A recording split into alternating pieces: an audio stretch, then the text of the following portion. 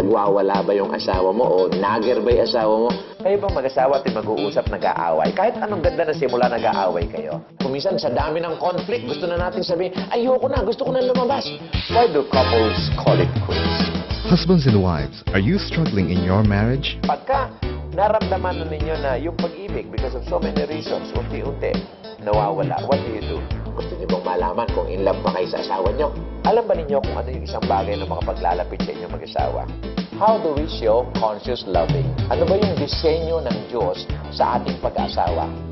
Find out all the answers to these questions with the help of Pastor Clem Guillermo in this seminar on video. I'm a marriage and family counselor. Karamihan ho ng sinasabi ko sa inyo, o lahat ho ng sinasabi ko sa inyo, galing ho yan sa aking pakikipag-ugnayan sa mga counselists natin.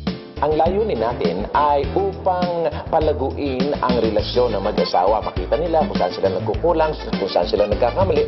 At pagkatapos mula doon ay madiscover nila ang paraan ng paglago. Meron tayong talakayan, pagbabahaginan, lektura na ibinibigay.